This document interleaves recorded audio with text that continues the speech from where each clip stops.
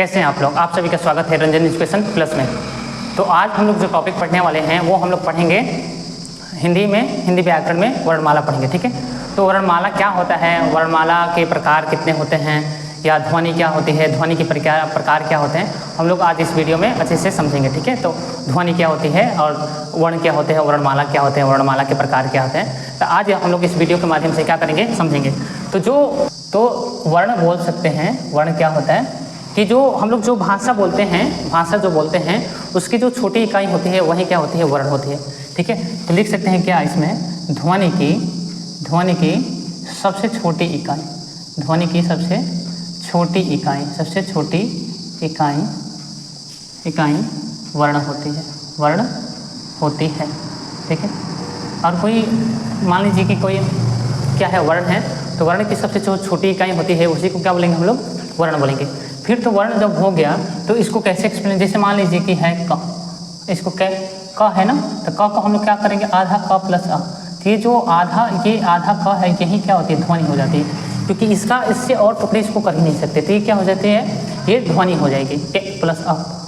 इसको आधा बोलेंगे ना, क प्लस अ, क बोलेंगे तो ये पूरा क मिलता है, ठीक है। तो इसको हम लोग क्या बोल सकते हैं, इसी को हम लोग वर्ण बोल सकते हैं। वर्ण तो हो गया, लेकिन वर्ण से वर्णमाला कैसे बनता है, तो जो वर्णमाला होता है, जो माला होता है, तो वो क्या होता है, तो जो वर्ण होता है, तो वर्ण को जो वर्ण का सार्थक समूह होता है, वर्ण का क्या होता है, सार्थक जो समूह होता है उसी को क्या बोलते हैं, हम लोग वर्णमाला बोलते हैं। तो लिख सकते हैं वर्ण के सार्थक समूह को क्या बोलते हैं, वर्णमाला बोलते हैं। क्या बोलते हैं, वर्णमाला कहते हैं, ठीक है। क्या कहेंगे उसको, वर्णमाला कहते हैं। तो वर्ण के सार्थक समूह को क्या बोलेंगे, वर्णमाला बोलेंगे, ठीक है। क्योंकि जो वर्णमाला होता है, वर्णमाला वो किससे मिलकर बनता है, वर्णों से मिलकर बनता है, यानी वर्णों के एक क्रम में लिखा जाए, उसी क्रम को हम लोग क्या बोल सकते हैं, एक साथ मतलब समूह में लिखा जाए, उसी को क्या बोलेंगे, वर्णमाला बोलेंगे। और जो वर्णमाला के प्रकार होता है, क्या बोलते हैं, जो वर्णमाला के जो प्रकार होता है, तो वो हम लोग क्या देखेंगे, समझेंगे वर्णमाला के जो प्रकार होते हैं वो क्या होते हैं।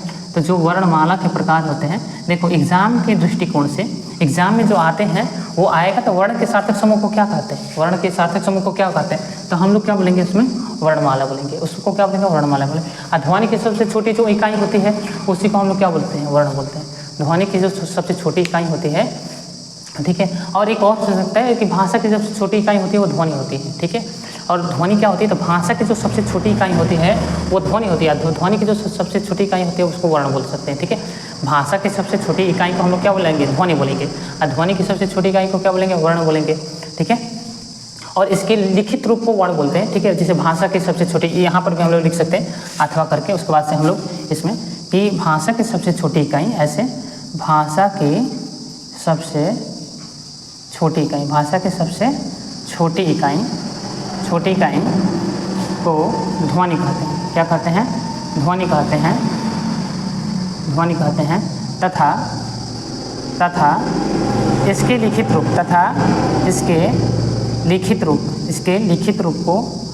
रूप को क्या बोलेंगे, हम लोग वर्ण कहते हैं, ठीक है। तो एक ये भी आप लोग क्या कर लो, नोट कर लो, ठीक है। ये भी आप लोग क्या कर लो, नोट कर लो, ठीक है। भाषा की सबसे छोटी इकाई होगी वो ध्वनि होगी, ठीक है। कोई भी अगर हम लोग भाषा बोलेंगे जो इसकी छोटी इकाई होगी वो क्या होगी, ध्वनि होगी। बट अगर उसी ध्वनि को अगर लिखना शुरू कर देंगे, उसी लिखित रूप को हम लोग क्या बोल सकते हैं, वर्ण बोल सकते हैं, ठीक है। क्या बोल सकते हैं, वर्ण बोल सकते हैं हम लोग। उसके बाद से हम लोग वर्णमाला के प्रकार पर चलते हैं। जो वर्णमाला के प्रकार होते हैं वो वर्णमाला के प्रकार कितने होते हैं, तो हम लोग क्या करेंगे, प्रकार पर चलते हैं। तो वर्णमाला के जो प्रकार होते हैं कितना होते हैं, बताइए तो आप लोग। वर्णमाला के जो प्रकार होते हैं वो कितना होता है, कितने प्रकार का होता है वर्णमाला, देखो एक तो होता है स्वर और एक होता है व्यंजन। वर्णमाला कितने प्रकार होते हैं, 2 प्रकार के, स्वर और व्यंजन पढ़ेंगे, ठीक है। स्वर और व्यंजन, विसर्ग तो देखा जाएगा, बट इसमें विसर्ग एक होता है, बट विसर्ग को हम लोग नहीं लेते हैं, उसमें संधि अवधि में आ जाता है। वर्णमाला के 2 ही हम लोग भेद पढ़ते हैं, ठीक है। कोई पूछेगा वर्णमाला के कितने भेद होते हैं, 2, स्वर और व्यंजन होते हैं। तो जो स्वर के भाग होते हैं, स्वर, तो कुछ ऐसे इसमें है टॉपिक्स जो लिख देता हूँ, देखिए स्वर में। तो हम लोग स्वर के बारे में बात करेंगे। तो जो मानक स्वर होते हैं, मानक स्वरों की संख्या कितनी होती है, क्योंकि एग्जाम में आता है स्वर और मानक स्वर। तो लिखेंगे मानक स्वरों की जो संख्या होती है, मानक स्वरों की जो संख्या होती है, संख्या 11 होती है। मानक स्वरों की संख्या कितनी होगी? 11 होगी। ठीक है, पहले हम लोग क्या करेंगे, वर्णमाला। वर्णमाला कितने प्रकार के होंगे? 2 प्रकार के, स्वर और व्यंजन। स्वर और व्यंजन होंगे। तो हम लोग पहले इस टॉपिक के बारे में क्या करेंगे, अध्ययन करेंगे पूर्ण रूप से इसके बारे में, स्वर। ठीक है, तो स्वर पढ़ेंगे, स्वर कितने प्रकार के होते हैं, फिर स्वर कितने प्रकार के होते हैं, फिर स्वर के प्रकार पढ़ेंगे, स्वर का उच्चारण स्थान पढ़ेंगे हम लोग, उसके बाद से व्यंजन शुरू करेंगे। ठीक है, पहले इसके प्रकार के बारे में, फिर उच्चारण स्थान के बारे में, फिर हम लोग क्या पढ़ेंगे, व्यंजन पढ़ेंगे। जो स्वर, तो स्वर मानक स्वरों की संख्या कितनी होती है? 11 होती है। ये तो नोट डाउन कर लो, क्योंकि ये एग्जाम में आता ही आता है, चाहे कोई भी एग्जाम हो, सब में आता है। चाहे हम लोग बात करें पुलिस के एग्जाम की बात करें हम लोग, चाहे यूपी टेट की बात करें हम लोग, या मतलब जितने भी एग्जाम होते हैं कंपटीशन के जिसमें हिंदी व्याकरण आता है, उसमें इससे वर्णमाला से आता ही आता क्वेश्चन, फिक्स है। उच्चारण स्थान से आया, या स्वर से मानक स्वरों की संख्या है, मानक व्यंजनों की संख्या है। ठीक है, ऐसे क्वेश्चन आता है। जबकि कौन कौन से होते हैं एक बार यहाँ पे देख लो आप। तो जो स्वर होते हैं, हाँ, जो 11 होते हैं वो छोटी, बड़ी, छोटा हो, बड़ा हो, री भी आ जाएंगे, ए, आए, ओ, आओ। ये कितने हो गए? काउंट करो, 1 2 3 4 5 6 7 8 9 10 11। टोटल कितने हो गए? 11 हो गए। ठीक है, क्या है? मानक स्वर है। यही सब क्या है? मानक स्वर। और अंग और आह जो देखते हैं वो आयोग वाह है, जो आगे हम लोग पढ़ेंगे। ठीक है, अंग और आह वो आयोग वाह में रखा गया है, एक अलग से उसका प्रकार है, उसको अलग से रखा गया, आयोग वाह में रखा गया। जबकि हम लोग स्वर को ही 11 मानक स्वरों की संख्या होती है। और स्वर क्या होती है? स्वर, तो फिर स्वर क्या होती है? तो अगर एग्जाम में आ जाए तो मतलब इसमें दे देगा कि जिसे स्वतंत्र रूप में, जो स्वतंत्र होता है, जिसे स्वतंत्र रूप, या जो स्वतंत्र रूप में होता है, ऐसे लिख लो, जो स्वतंत्र रूप में होता है, जो स्वतंत्र रूप में होता है, जो बिना किसी अन्य वर्ण की सहायता से लिखा जाता है, उसे क्या बोलेंगे? उसे स्वर कहते हैं, उसे स्वर कहते हैं। ठीक है, इतना तो आप समझिए। स्वर क्या होते हैं? स्वर क्या हो जाएंगे? जो स्वतंत्र रूप में होते हैं। ठीक है, मतलब इसको अ को बोलने के लिए किसी अन्य स्वर की सहायता ही नहीं पड़ेगी, बट इसको बोलने के लिए भले इसको मिला ले, बट ये क्या होते हैं? स्वतंत्र रूप में होता है, जिसे जो बिना किसी अन्य वर्ण की सहायता से बोली जाती है, मतलब अन्य, जो बिना किसी अन्य वर्ण की सहायता से बोली जाए, उससे क्या हो जाए? तो कौन स्वतंत्र अवस्था में जो रहती है उसको क्या बोलते हैं? स्वर बोलते हैं।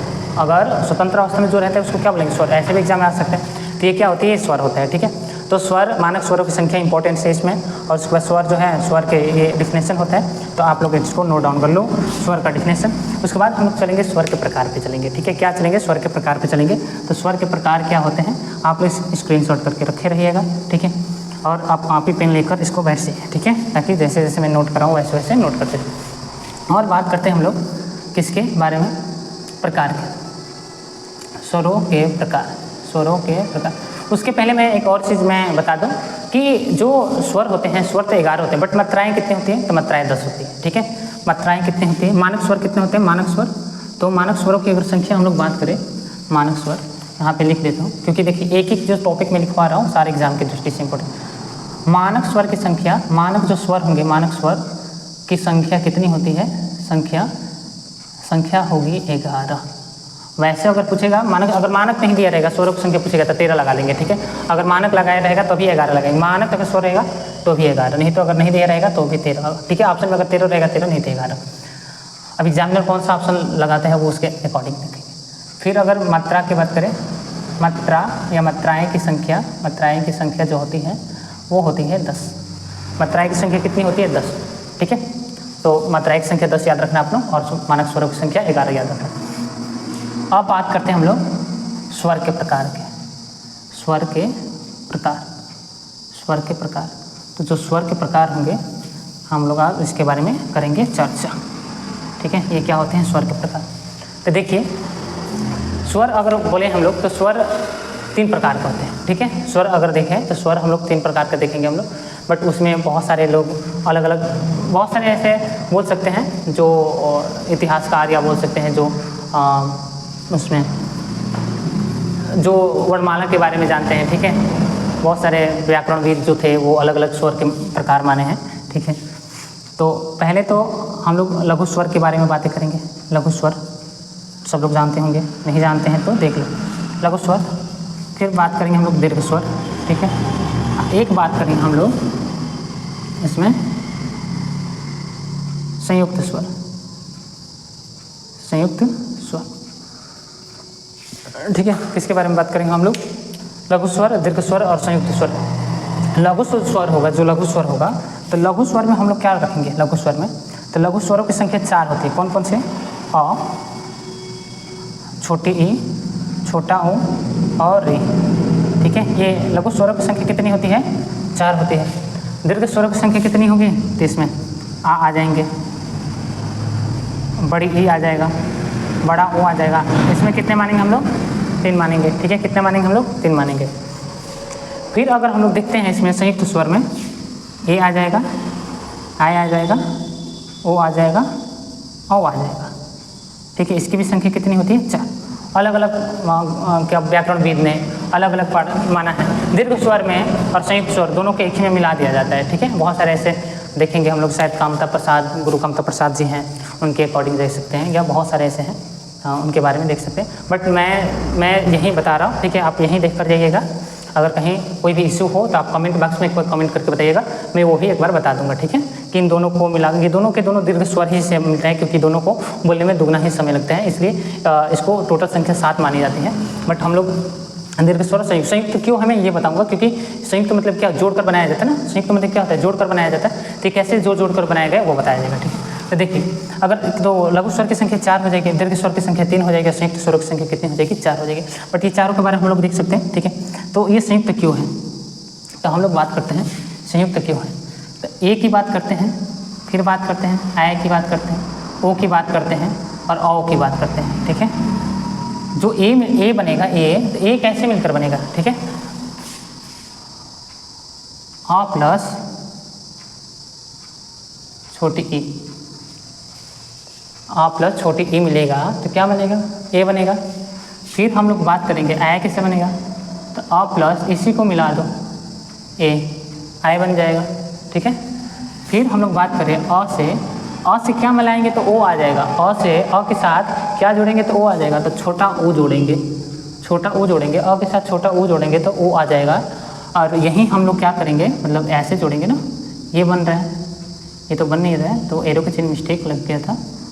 और हमें क्या करना है, अब अ के साथ ओ वाला जोड़ेंगे तो क्या बन जाएगा? अ बन जाएगा। एक बार आप लोग इसको नोटिस करके इसको नोट डाउन कर लीजिएगा। ये संयुक्त स्वरों की संख्या है। ये क्या है?